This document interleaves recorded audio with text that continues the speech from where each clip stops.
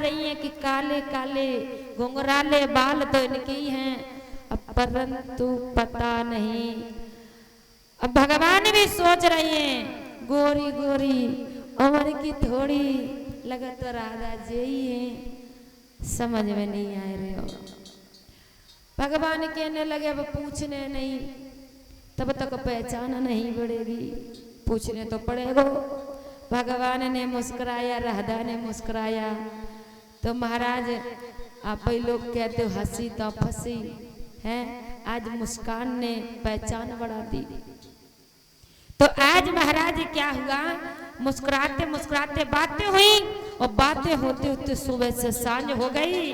भगवान कन्हैया ने अपनी मैया की गोद की याद आई, सीध लगा ली, राधा रानी भूल गई।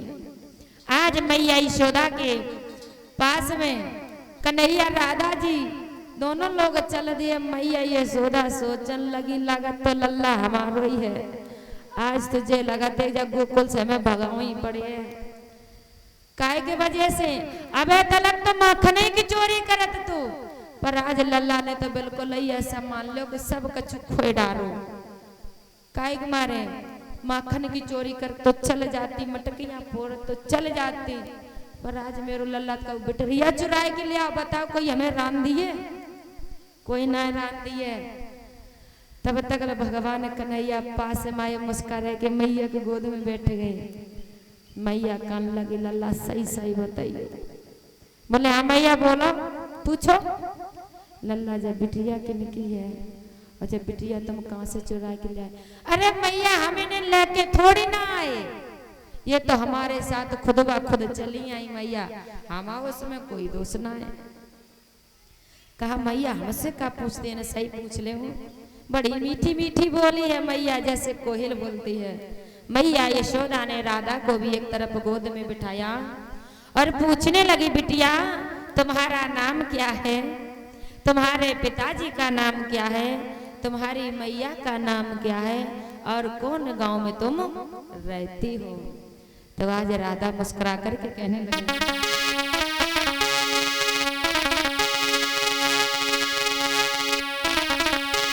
आज क्या कहे कि राधा बोली ब्रसुभानि पिता और जो परेशानी में रहते हैं, और मैया को नामा कीर्ति है और हमें राधिका कहते हैं।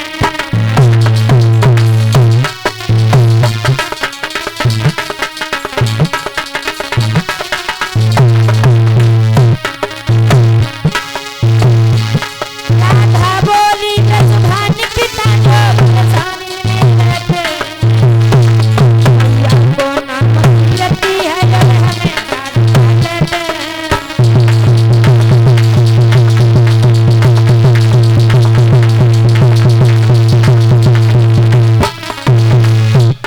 मैया ने कहा अरे कीर्ति वही हमारी बचपन की सहेली। आज मैया कहने लगी, बिटिया कबू कबू हमऊ से मिलवे को आती रही हो, लेकिन बिटिया अबे तुम घरे जाओ। आज मैया कहने लगी, राधा अब जाओ, काहे सो जैसे हम परेशान अपने लल्ला के लाए, तैसे ही तुम्हारी मैया भी तुम्हारे लिए परेशान होगी। आज इस प्रकार से जब चल दिए हैं, आज भगवान कन्हैया खड़े हो गए। मैया बोली, लल्ला कहाँ जा रहे? मैया हमने सोचा ये हमें घर तक भेजे, नहीं तो कम से कम घर के दरवाजे तक तो उनको भेजे ही दे। मैया बोली, हाँ लल्ला ये तो सही बात है।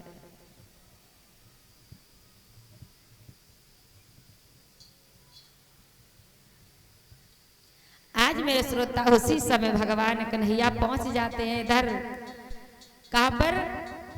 बातों बातों में पहुंच गए, बरसाने मालूम ही नहीं हुआ कि हम कहां पर जा रहे।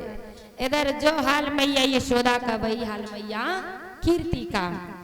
आज मैया ने कीर्ति ने गोद में लल्ला को बिठायो है, बड़ो सम्मान दियो है, और कहने लगी, लला आज मैया ने किस प्रकार से भगवान कन्हैया का सम्मान किया।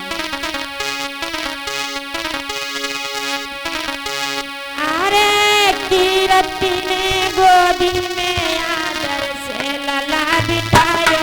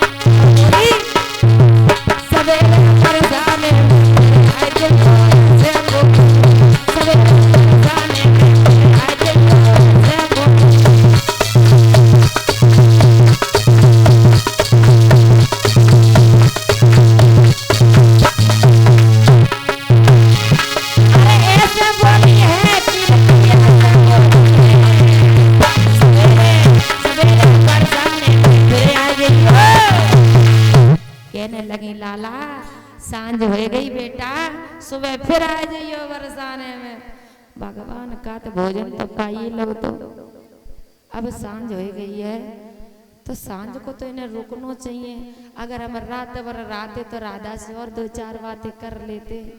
अब जी हमारे प्रेम को कहा समझे, इन्हें इतना ज्ञान ही ना है। भगवान खड़े हुए राधा से बोले, राधा हम तुम्हारे घर तक भेजा ना है का, तुम हमें घर से बाहर ना भेजवे। चलो छोड़िया ये बताओ। हाँ तुम मोह छोड़वे आए। हाँ अब हम तुम्हें छोड़वे चले तो हाँ। तुम जगह हम कहें अब तुम मोह छोड़वे तो रात भर यही करियो का। अब हमारे हिसाब से तो यही ठीक रहेगा, क्योंकि हम नहीं चाहते हैं। अब ना पूछो। आज जैसे ये कहा राधा ने कहा, देखो कन्हैया ये नहीं हो सकता। आज राधा ने कुछ दूर तक भगवान कन्हैया को छोड़ा और वहीं से लौट गई। जब लौटने लगी तो आज भगवान कन्हैया को रोना आ गया। राधा चली बरसाने और श्यामी लगी भर के रोए।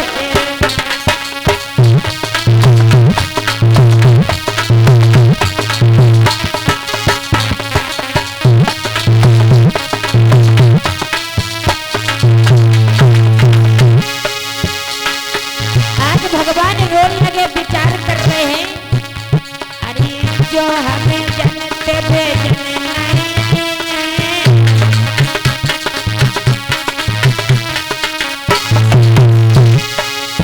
जो हमें जन्नत पठावन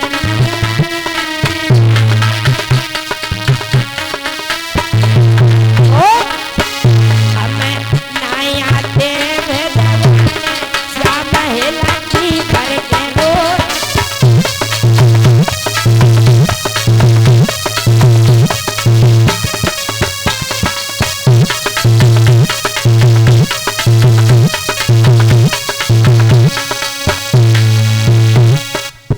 मेरे श्रोताओं। उसी समय भगवान कन्हैया अपने घर पहुंचे। आज महाराज भगवान कन्हैया जब पहुंचे हैं तो रात में नींद नहीं आती, दिन में चैन नहीं पड़ता है। तो महाराज कभी सत्य कल्पना करते हैं और बिल्कुल सही कहा है, क्योंकि जब किसी से प्रेम हो जाता है तो प्रेम बहुत बुरी बीमारी है। और प्रेम